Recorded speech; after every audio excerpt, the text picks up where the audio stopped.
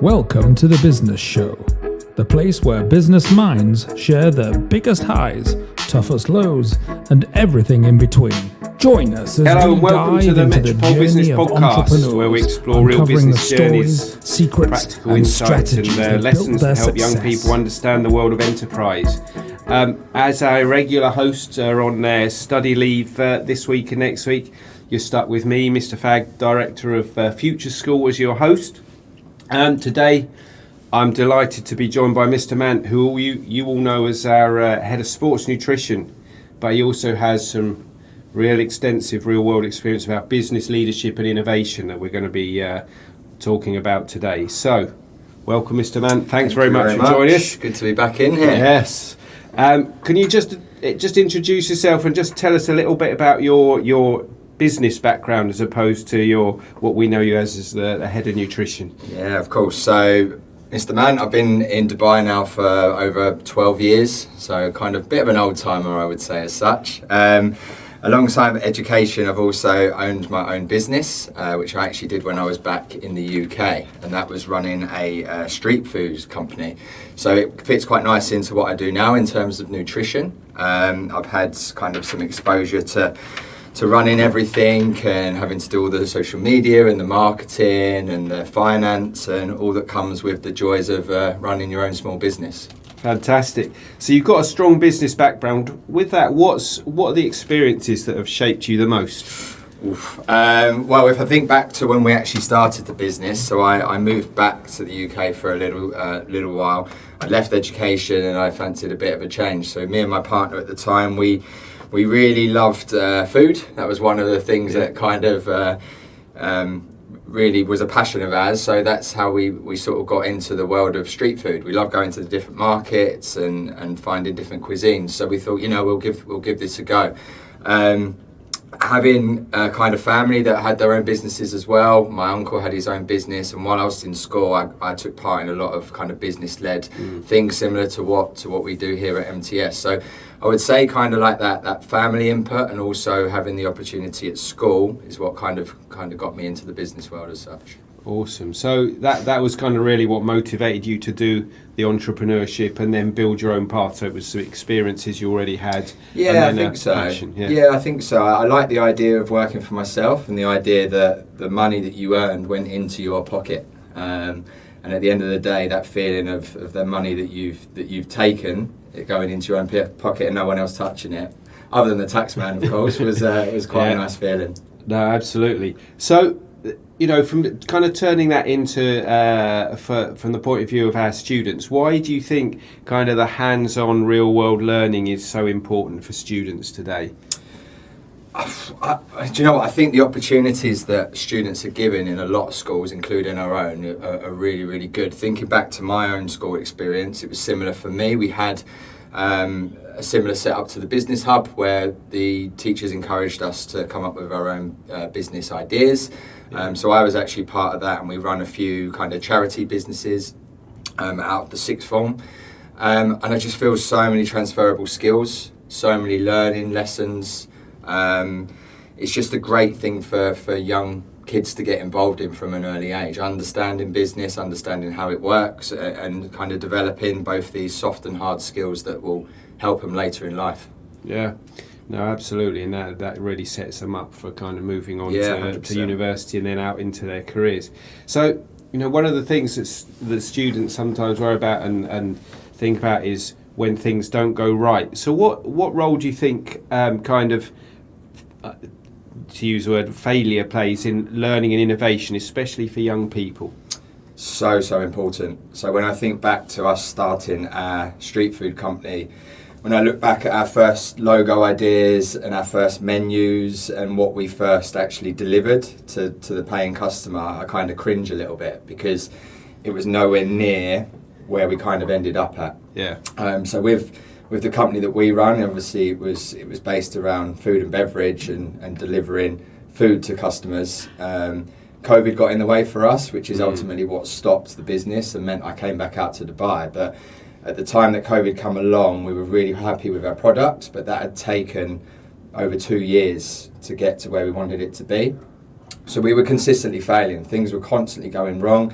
even in setting up, even in how we worked together, me and my partner, how we delivered, some of the social media stuff that we put out, it just wasn't as good as it needed to be. But we wouldn't have known if we hadn't tried. So it comes back to that kind of idea that you don't know until you try. And you need to give everything a go, because what you start with definitely won't be your best, but the more you practice, the more you work at it, the better it gets. So yeah, as I said, by 2 years down the road, we were really, really happy with where we were at, and we were starting to make some really decent money. That's great. And how, what, you know, from the student point of view, where something goes wrong, how do you then turn that into a positive? It's just knowing that it's not the right way to go about it. As I said, you've had a go at it, it hasn't worked, but then you sit down, you take a step back, and you think, how can we improve this? And it's transferable across everything in life. Even I think in our roles, we will try certain things, try certain lessons, and they might not work, so then you kind of pitch it a different way. But it's kind of that, having that self-belief and that confidence that you can get it right.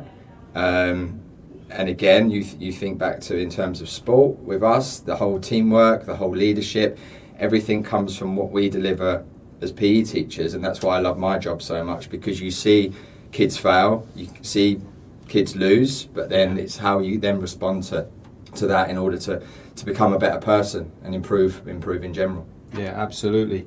And you've mentored some of our Think Business and our student entrepreneurs, but from your experience, what do you think the key characteristics are that a student entrepreneur should have? Because we're going to be looking for our next round of Think Business ideas and businesses to set up for students over the next few months. So what are the skills that you think a student entrepreneur should have, or start to developing while they're still at school?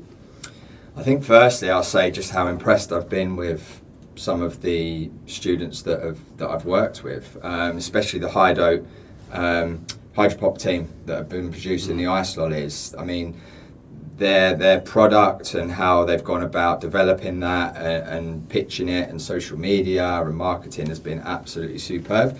And the kind of, to use a phrase, the proof has been in the pudding. Well, they've delivered. They've returned some really good amounts in terms of product sold and money made. Yeah. And I think looking at what they've done is that they've worked well together. The idea that teamwork is so important. Other groups maybe not so much. There may have been a few individuals that thought they knew best, and that never really works in the world of business. From my point of view, I think it's important that even if you have your own ideas, you kind of take the viewpoint of everybody else, step back and try and make a bit of a calculated decision. So I think I would say teamwork. Obviously, again, relating it to sport, you know, so many of our Mustangs develop teamwork capabilities because they're in that environment, and you see that even from the year 3s and year 4s all the way up, and by the time they get to the 6th form, you can see some of our students that are involved in business that have also been Mustangs as well, because they've developed those skills. Obviously, again, teamwork can be developed through the business hub, so I would really recommend those people that see themselves as good team players to try and get involved in this kind of thing. Leadership as well, obviously really important. If you do see yourself as a strong leader and you've got a really good idea and you're willing to stick at it and show resilience, then this is also the kind of project for you, for sure. Fantastic. And if you're just kind of building on what you said, if there's a student out there who's kind of got an idea for a business, what advice would you give them in terms of how to turn that idea into like a strong business plan to come and to pitch to the school to get some investment? I think research is your number one. So when I set up our street food company, we kind of did our R&D, research and development. We went out and we looked at what else was out there on the market, if anything was similar, and we knew that our product had a USP as such. There wasn't anybody else really doing what we were doing, so we knew we'd kind of found a gap in the market. We didn't kind of jump in too deep. So again, this is getting kind of going off topic a little bit, but a lot of street food sellers, they will go all out and spend silly money getting a real shiny setup and going in at 100 miles an hour, where we kind of just dipped our toe in as such to start with and tested the waters, see what worked and what didn't, and kind of went from there. Yeah, so I think if people have got a good idea, do your research, look into it, come and ask advice, speak to people like myself and yourself for their viewpoints, and then just give it a go. Start putting some logos together, start putting some ideas together and a bit of a brief as to what you're actually planning on selling or delivering. And we've got lots of business skills within the school. Obviously yourself, we've got the One Hub businesses who work within the kind of the school.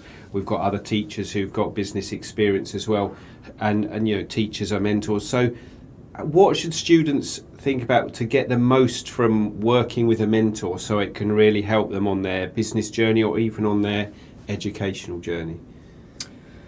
As in how to get the most from a mentor to help them build either their business or just from an academic point of view? Again, I think just going directly to them, talking, getting their viewpoints, getting their advice, getting their opinions on certain things. Constructive criticism. So again, teachers are normally really good at that. If we do see value in an idea, or if we don't, we'll kind of work around that and tell you what could be done to improve it. So I think, again, communication is the main thing. Go and ask people, ask your parents, ask your friends, ask people you're going to actually pitch your product to, and then ask your teachers, get a different range of advice and opinions, and then formulate your own idea from that.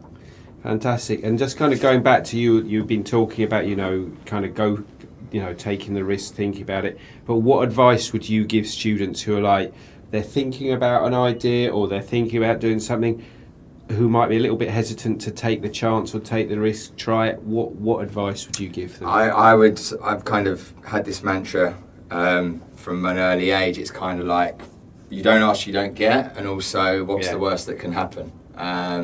Give it a go. It's experience. If it doesn't work, then you put it down to a kind of life lesson and experience, and I'm sure you would pick up some key skills along the way, but you won't know unless you try. You got to give these things a go. So if you are out there and you think you have a good product or a good business idea, come and speak to us, because you never know where you could go with it. No, absolutely, yeah. Just take that chance and 100%. Get some advice and then go for it.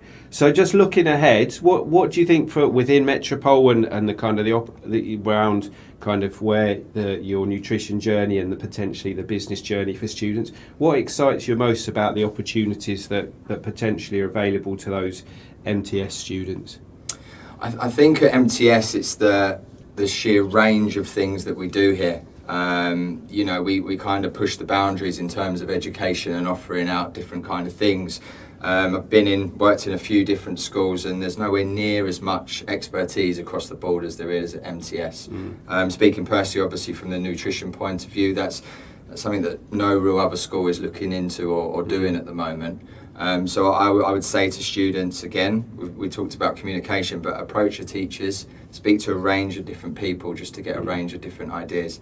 I think the kind of the change and the increase in the use of AI and technology as well has opened up a whole new world when it comes to business. When I was back doing kind of business ventures as a sixth former, we could never have dreamt of what is available to kids now in terms of advice and resources and help. So utilise it. Definitely utilise it. And just for the last few seconds, just what can our active school students look forward to? It's upcoming in nutrition in their curriculum. Oh, wow, exciting times. 7, 8 and 9 are still on their normal curriculum as such, making up energy balls, smoothies, electrolytes, pasta, high protein and high carb dishes. So we're going to carry on with that. We just launched an initiative with the farm where we're doing farm to plate. So a lot of the things that are grown up in the farm are now going to be utilised in our actual lessons. The Year 8 and Year 9 girls did it for the first time last week when we put some lemon and some mint into our energy gels and electrolytes. So that was a really, really nice moment to see that kind of full circle idea happening. I've spoken at length with the farm team about maybe getting some date trees in there and some strawberries grown and oranges and things like that as well. So exciting times, lots going on.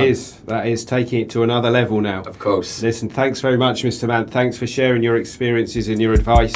And thanks for listening to the Metropole Thanks Business for Podcast. tuning in to the Business Join Show. us next week for Remember, another great every guest great exploring business started skills, with a mindsets single and step. experience. and maybe a little inspiration along the way. Catch us next time where another entrepreneur reveals the highs and lows of their business journey.